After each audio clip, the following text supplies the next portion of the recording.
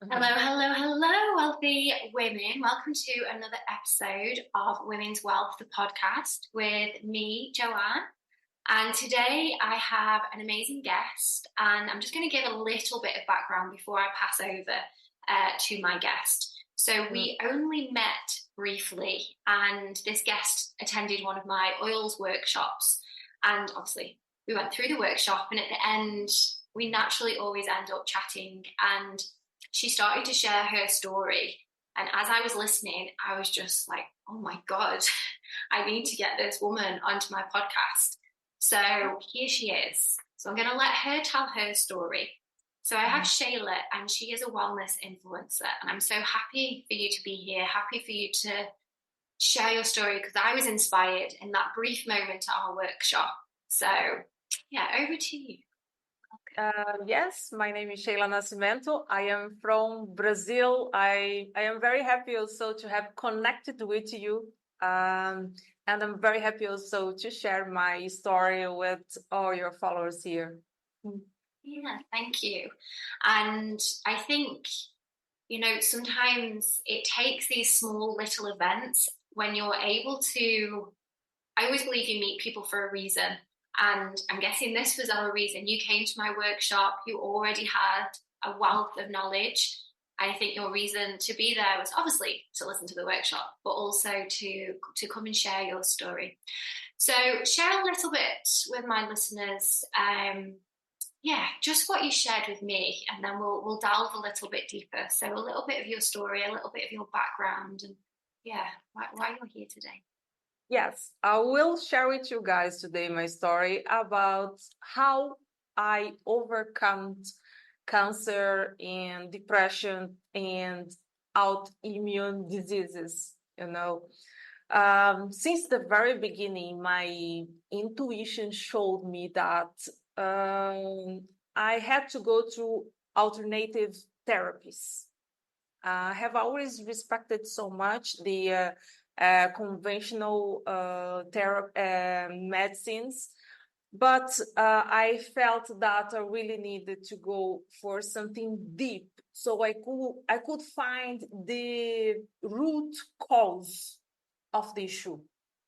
Okay, so then I started to travel literally from Amazon to India to try and understand why it was happening to me. And I just realized that was the best thing that I ever did. Because when you look deeper into yourself and when you are able to kill all the questions mark, then you remain peace. So that was the way I started this journey, actually. And did you start your wellness and health journey before your diagnosis, or did this all come after? Did you have an interest, or was this a result of your illness? Yes, I always was a person that took a very kind of healthy approach when it comes to lifestyle. Okay.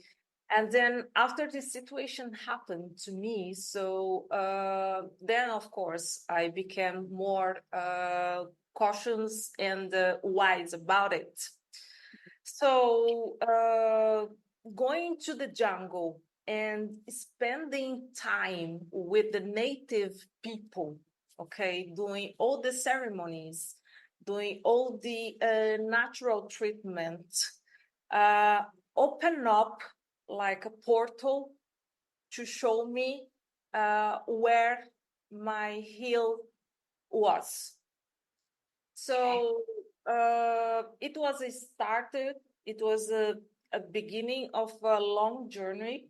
So I started going to India, and then I traveled to the route, actually, where some of these alternative therapies have originated in order to gain the self-knowledge. And for instance, like one of the therapies that helped me to overcome the situation was Ayurveda, you know. Yeah. And Ayurveda just started work on each of my cells. It was a very painful process of my life because to bring all the negativities to the surface, it is very painful. It is very painful. I mean, like, you have to really put your heart, your mind into it in order to complete it, you know. And so I started with Ayurveda. I also did some spiritual work. Then yoga was a very important part of it, you know, the connection with the body, mind, and soul. Then I also went into Ayurveda nutrition, which it has a very different approach when it comes to food, you know. And I did also lately a chakra healing course to understand all these blockages, you know, that I have been carrying on with me, probably from other lives as well, I believe. So this kind of baggage, you know. Yeah. So what I think I literally have done, it's what you can call a inner engineering work from your mind, your body, and your soul. And it like made me the person that I am today, actually. And what was your diagnosis? What was your first diagnosis, and when was that? Yeah, on 2016, I found out that I had a tumor on my uterus.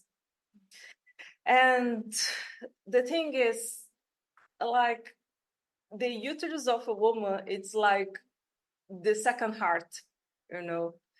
And it's very like depressing. I can use this word, I don't know if it's that right, when that happened, because it's like all your powerful energy as a woman, it's like sucked in, you know, like. I understand. Yeah, so after that I realized that what am I gonna do now? You know, I knew like the chemical medicine, the allopathic, the conventional way was not going to help much. So that was the time I started traveling, you know, and I did not want to get any surgery done or anything. I was really weak at the time because I was losing so much blood. So is that how you found out you were losing, like, more than a heavy period? Was it you were just bleeding a lot?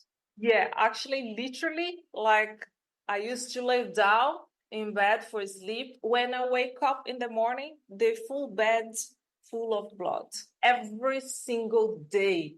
Like, you seeing like part of you running away from you, literally, you know. Wow. So that was very painful. And then I started becoming anemic and weak. Losing weight. I lost all my hair twice. So it was a very, very tough time. And then I remember I went to the jungle then for the first time. And then by doing this ritual, it was very clear to me that was the beginning of a very empowering story that I could share with other women, you know.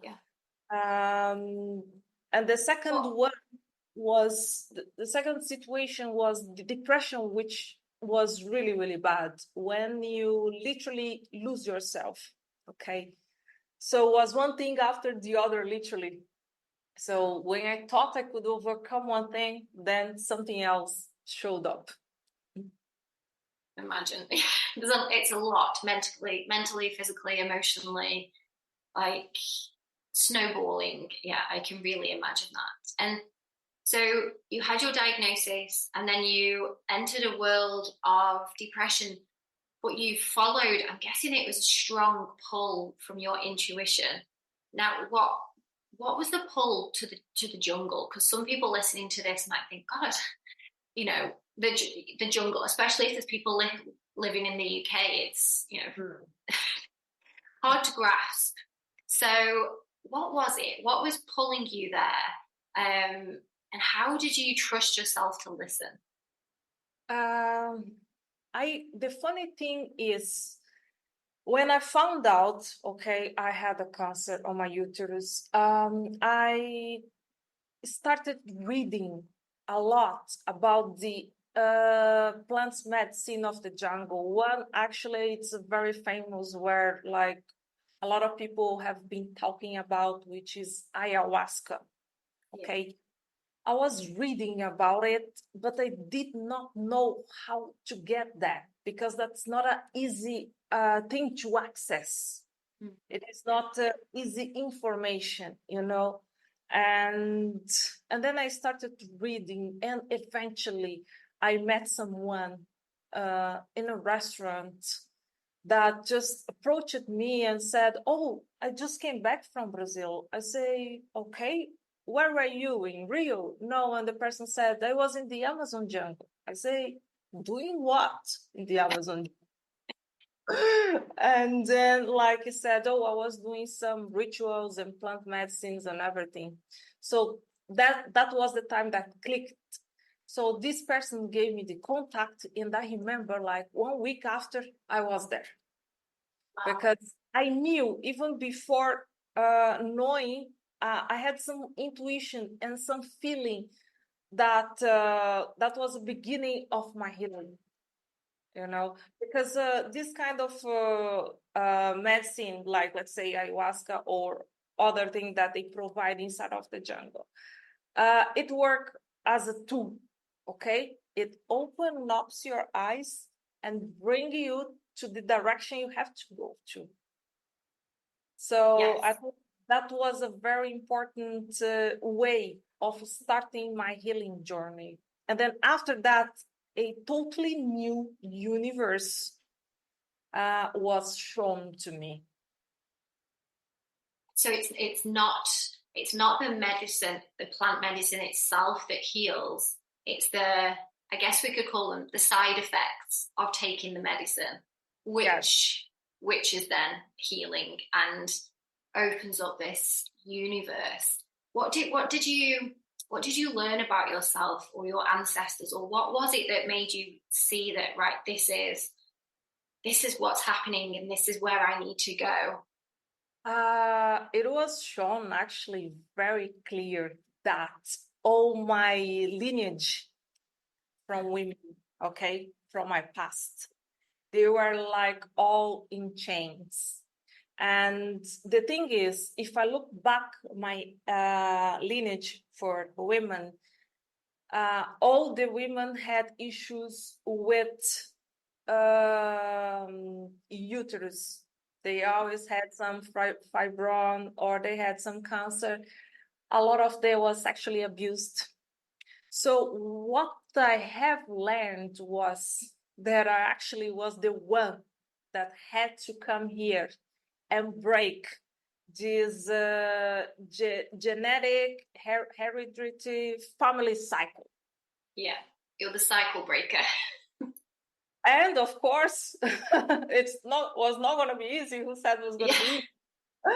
So I think that's what also, you know, all the pain comes from. But that was me. That was very clear. I was the one that had to finish with this slavery situation, you know, with this kind of thing that kept going on for years and years.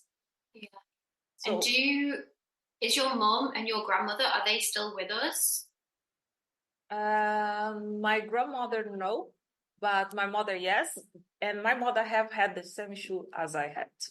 That's what I was going to ask. So it was, and how did your mom feel about you sort of taking this, or all the rest of your family? I'm just picking your mom because you mentioned the women in your family. But when you turned around to them and said, "Okay, I have this. However, I'm going to go this way to see what I can do about it." How did they feel? How did they act? Because I can imagine my mum would just be, oh, I don't know. I don't even know how I'd tell her. I'd have to do it in secret. My mom, she always supported me a lot. And I think that was one of the things that gave me so much strength to keep on going. The rest of the women in my family, like aunties, cousins, they thought I was a little bit crazy. Why are you doing this? Are you mad? So, but I think from the person that I need support the most, I had it. And yes, she would not do it, but she always supported. Yeah, good. That's yes. So and your mum, she went through Western treatment for her cancer. Yes, Yeah. she went through the conventional way of treatment. Yes. And So that's not it, is it? So you had your first diagnosis, you had the world of depression, and then what happened? so the depression part was a very, what you can call, you experience the dark side of the soul, literally. I mean, like literally. But there is such a positive thing about it, because when you go down, when you go deep down, uh, like you also can come up. And when you come up, if you put your heart into it, if you are willing to do the right thing, if you are disciplined, you overcome it. And when you overcome it, you become stronger. Imagine, and your energy is very, very strong, very powerful. I felt that when we met each other, because and I think I can't remember, there's a saying that is literally you can only go back up once you're down here, and there's only so far down that you can go, so the only way is up. And Exactly. what was it that was your depression triggered by the cancer diagnosis, or was that already something that was rooted within you? So were you already anxious before, or was it a whole snowball, or was it just brewing underneath and the cancer sort of allowed the depression to grow? How do you think that I think manifested? the depression situation, I think, again, also was on the family lineage, okay? Because a lot of people in my family has depression, so most likely I was going to have also. And of course, because I had the cancer, so it was just a trigger, and that was just a trigger. And again, the natural medicines from the jungle helped me to completely heal the depression, okay? Because when you are depressed and you get better, if you don't heal it properly, you always feels that situation is coming back to you. Like, every hiccup that you might have, you feel that is going to attack you. And then, thank God, I don't feel that anymore. Of course, I always do like my daily basis, like work in order to keep on going and improving myself. But there was a medicine as well, another plant medicine called iboga. Okay. And the iboga is from ibogaine, which is from Africa as well. And it's a very, very, very strong, like nothing compared to any other plant medicine. But I have done a ritual of iboga, and I feel together with the other things, like I've done therapies, I have done different alternative therapies. Together with other things, I think that was the one that really, say, now you are 100% healed. Just interrupting this episode to remind you to please like, subscribe, drop 5 stars if you enjoy listening to my podcast. It really does mean the world to me. And also to remind you, you can now watch every episode on my YouTube channel. Head to YouTube, type in Joanne Wellth, and I'll see you there.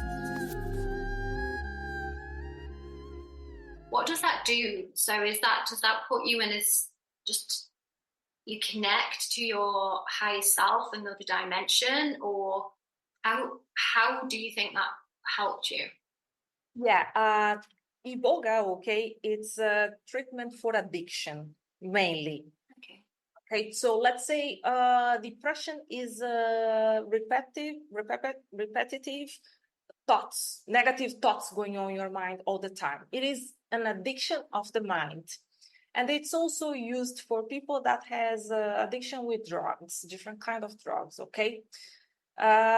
So mainly, first, it's not for everyone. You cannot do this at random. You have to do blood tests, you have to do heart tests. It's quite serious thing, okay? But it's 3 days ritual. First day you take 18 doses. Second day you take 40 doses, and 30 day you take 18 doses again. Okay, so you have to do the 3 days. The feeling is a reborn feeling. Like I felt that I literally died, and I needed to die. I needed to die for a new me to reborn. Okay. It's very tough, honestly speaking, but even when I went to do it, my family asked, "Are you crazy? Are you going to do it?" I say, "What do I have to lose? I am already dead. It's only my body here. I don't feel my soul. I feel my soul very distant from me. So I don't have anything to lose. Yes, I will do it." And honestly speaking, was the best decision that I ever made, because being physically ill, it's very hard, but being mentally ill, it's like no word to describe. No matter what you have, if you have money, friends, nothing makes you happy. Nothing makes sense, So it was very powerful and empowering, and I'm glad to have done it, actually.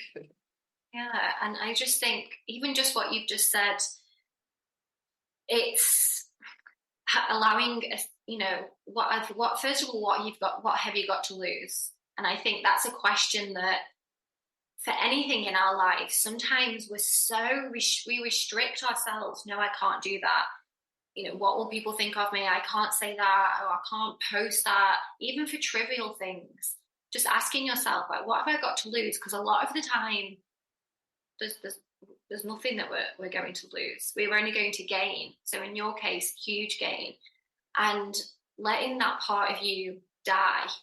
And again, whether it's a mental illness, anxiety, depression, for someone, I used to suffer with anxiety, and that just sums it up really well. I had to let that version of me die to become this version. But for a long time, you're kind of holding on to the scene in the Titanic, and she's holding on to him on the boat, and you have to let them go. You have to let that version of you go. So whether it's mental, physical, emotional, you're never going to grow into the person you're meant to be if you're still holding on to Jack on the Titanic reference. But yeah, I love that. And just when you said that, I was like, wow, that's literally what I did as well, but in a different way, without the plants, just understanding that I can't live like her anymore. I need to let her die, because it's not healthy. Exactly. And I think the worst thing in life is when death comes to you and finds you already dead. Like, so what's the meaning of life? What are you doing here? Right? You're just passing your time. You're just surviving, And then in 2021, I found out I had cancer in my stomach. And that was a little bit dreadful because the doctors told me not much you can do about it. I give you another maybe 6 or 8 months. And the thing for me was always, I always found out the issue when it was like, let's say at last minute. Even though I used to go to the doctors and good doctors and everything and watch out, like it only showed up when, last minute. So I always felt on the edge. It's our time now. It's our time now. And I always felt also that fighting so much to be here on this world, And then that was the time I started spending a lot of time in India and be together with gurus and try to learn about self-knowledge, because when we know more about ourselves, we break down our ignorances, and that helps you to see clear, and then I started spending time on the Ayurveda hospitals, and doing the treatments along with yoga, even though I had no much strength. I was pushing myself very hard to do it, so because I was already tired of fighting. But then that was the time I realized the real root of this cause. And then I also did a very deep spiritual work with a guru that I feel blessed to have met, actually, and I will be forever grateful for everything he has done for me. Along with the other things, because again, doing spiritual work is not only doing spiritual work, you have to do your part as well. Don't wait that thing is going to fall from the sky. It never does. So, and this one was really tough. I lost all my hair once again, and I could not eat anything at all. I was vomiting blood the whole time.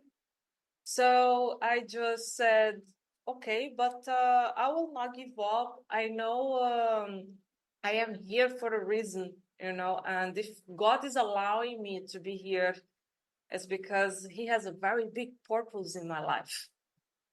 So it was like very tough 9 months going back and forth to India. But after 9 months, I was not diagnosed anymore. I was healed. Yes, and the most important part, I think, is to continue improving myself and keep up by doing the basics, things on a daily basis, actually, So yeah, that's so inspiring, and I think just the whole don't give up, and then even when you've achieved, it's still carry on. Because I think a lot of people, and I speak to, and they're like, oh, I'm doing all of the work and I'm doing like, it's not, you don't just wake up one day and you're like, oh, everything's great. Yes, you might have healed some stuff, but it's always uncovering more and more and more. And it's just seeing the journey for what it is. Sometimes there isn't an end destination, or the end destination is otherworldly. So just hearing it from somebody who diagnosed with cancer twice in, is that 4 years? 2016 and 21? Yeah. 5 years, yeah. And then obviously depression. And you didn't just the second time go, oh, I've already done this once. So, I've tried and it's come back. Obviously it's a different area. You didn't give up. You went again. And then now you're healthy, you're here. But it's not a case of, oh, that happened to me and I'm leaving that there and I'm just going to carry on my life as if it never happened. There's still the work to do. There's still your daily, still looking after your mind, your body, and your soul. And I think that, again, is a really good a role model, I guess, for anything in other people's lives, that to keep going and keep going and keep going and keep going. And there's no end destination. It just feels easier, or it just gets better, or you learn more about yourself. Well, I just had a question on the tip of my tongue then and I lost it. Oh yes. So you say you have your daily, I call them rituals. I'm sure you probably do as well. Rituals, yes, I call. Yeah. So what are your daily go-tos that you make sure that you do every day, just to keep you at a level where you're happy and you're flowing through life? What do you do? Yes, I actually have a quite long morning ritual. I usually say mornings is for me. I think mornings for me. And with all these situations that I have been through, I realized that when you get sick, when you get physically sick, it's because your energetic body, it's already sick. Okay. So, like, if you have an energetic issue, you should treat, with energetic purpose, with energetic things. So I started my day doing 30 minutes advanced pranayama. Okay. Sometimes we underestimate the power of a simple breathing with is everything, okay? And the funniest thing is we don't pay attention how important it is. Let's say if we go out for a long time, we bring with us a little food and water, but in fact, we should bring a little gallon of oxygen, because if you run out of, bread for 5 minutes, you are dead, okay?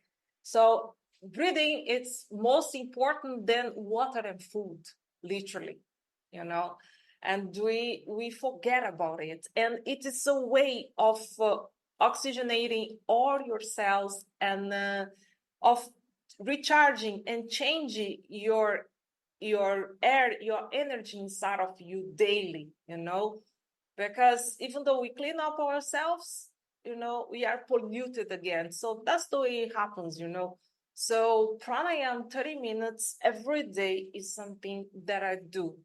I also do a tongue scrape at copper tongue scraper, which is fantastic in order to eliminate all the toxins that was created during the night. I find it a very good approach for the digestive system. Actually, I have always had issues when it comes to food. I suffered also from many food intolerances. Today, it's much better, but it always felt like the minimum requirement in life, which is food, I could not have it.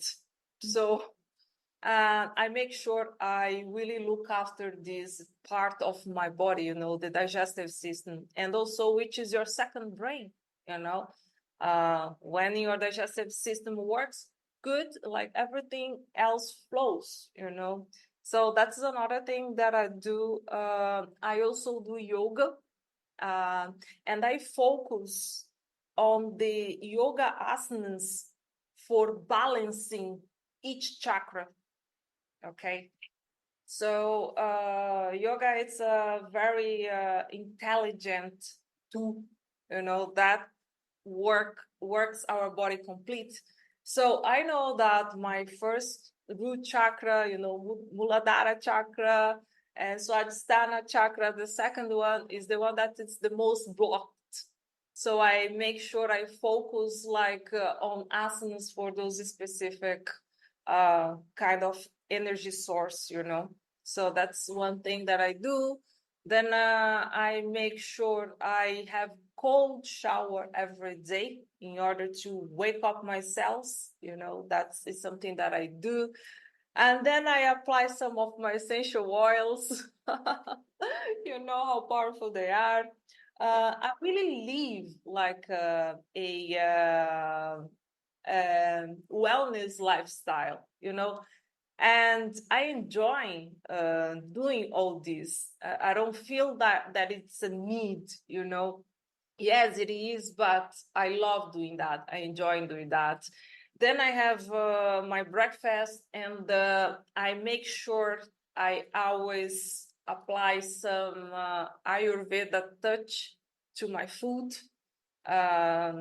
So I make sure I follow Ayurveda nutrition, which is very important. And sometimes I go to the gym, so I alternate. The day I do yoga, then I don't do gym and things like that.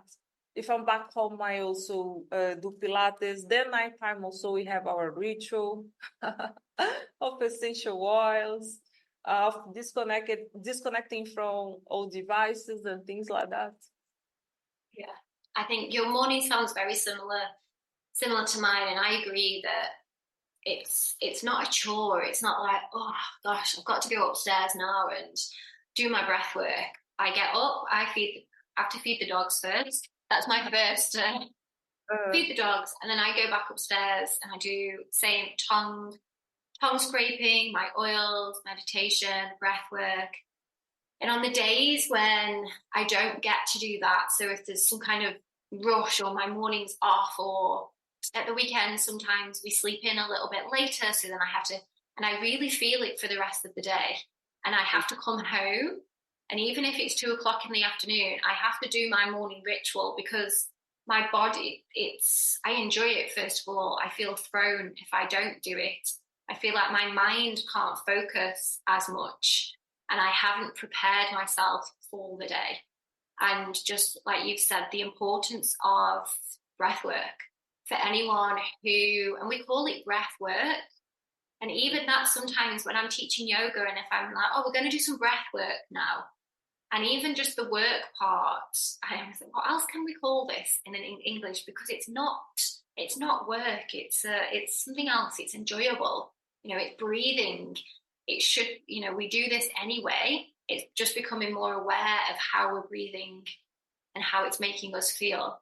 And I know when I teach a yoga class and we'll do just 3 or 4 deep cleansing breaths using the diaphragm, breathing through the nose. And straight away after breath 2, I can just see that everyone's they just relax, and they come in and they're all tense from the day. And especially if it's an evening class, they've all been to work and they're rushing in, and they sit down and they're like, oh, I must be relaxed. And after 2 or 3 breaths, the whole room just goes, and then they're with me. They're in the yoga room with me. And that's how I feel in the morning. I can wake up, I'm running around, I'm like, what have I got to do? And then I put myself, I breathe, come to my breath, use my diaphragm, because we don't do that enough either. And I just calm. And like you've said, it's something we need to do to stay alive, but we're not conscious of it. We carry around water everywhere. We make sure that we can go and eat. But how many of us go, right, I just need to sit and breathe and give myself this time? Because we don't. And I think we're missing a trick there. We do, and it's so important that you touched that topic, because I also feel like the breath work, it's not only in a physic way, it works like so much on a spiritual way, and even when it comes actually to manifestation, it's unbelievable. Like when your energy is connected with the universal energy, things that you think, that you want, that you thought you'd never have, it comes to you like a surprise, and sometimes I get scared myself, I say, whoa, But and also I think you feel that you start kind of reading people. When you see people, you feel the energy. It's so magical. I think it's amazing, beautiful work. It is. And I always say to people as well that, when we go to the doctors, if we're sick, and if they just told us to, right, when you wake up in the morning, do these things. It doesn't have to be hours. It could be 5 minutes breath work, sit for 5 minutes and meditate. Before you have coffee, drink some water. These small little nuances that the doctors could prescribe, and they're free. Other than we have to pay for water, but it's there, it's within us. And I think a lot of people who are on a lot of medication wouldn't need what they have if they just did these things regularly, if they tuned into their breath. Because, like you've just said, the breath then connects you with your nervous system, which then makes you calm, which then brings your cortisol levels down, your hormone levels down. Already then we're stopping lots of illnesses and diseases because our body is connected. And then we have the spiritual benefits and connecting to whoever it is that you want to connect to, your manifestation benefits, the physical benefits. And I'm sure you know about breathing through your nose, that even it's better for your face shape. There's studies on mouth breathers and nose breathers, and mouth breathers are at higher risk of heart attack, and they have, is it an overbite where their mouth is, because they're breathing through their mouth. And just these little things that we can just wake up in the morning, breathe through the nose. It's so small, but so beneficial. It is. It's. I think everyone should do. I mean, like usually my followers ask me, but you do so much every day. Do I have to do all that? I said, no, you can start with something small. I do it because this is my lifestyle. That's what I love doing.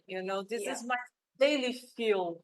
That's what brings the glow. That's what, makes your heart beating like, in a good way. So I usually say, start with a little bit every day, because we can understand also that to break patterns, it's not a very easy thing. Okay. Yeah. But you have to start from somewhere. Because if you pretend everything's okay and you live for tomorrow, and you don't do anything about, when you see things become a snowball, then it's hard, But if you start a little bit every day, you will get there. Yeah, small steps every day. I would even, my first one, when people ask me about meditation, and they just think you have to sit and right, when you open your eyes, when your alarm goes off, set your alarm. I know I'm okay waking up straight away, but if you know that you fall back asleep, give yourself 5 minutes. The 5 minutes between the alarms, just close down your eyes. If you fall back asleep for a few seconds, that's okay. But that could be your meditation, and you haven't even had to get out of bed. Just making that conscious, okay, turn off the alarm. I know it's going to go off in a minute for 5 minutes. Close your eyes and just breathe. If you fall asleep, it's okay. Your alarm's going to go off again. And then you get up and start your day. But that is a mini meditation. It's giving your body that time to just get back in bed and lie down for 5 minutes and breathe. And even people like, does that work? It's better than absolutely nothing. And then you move up, and then maybe in a month's time, 2 months' time, you can get up out of bed and sit on the floor and do that, or lie on the floor and do that, and then you can, do what we do, lighting incense and the oils and your Palo Santo and saging and doing all of the things. Okay, thank you so much for that. One last question. I always like to just ask one last question.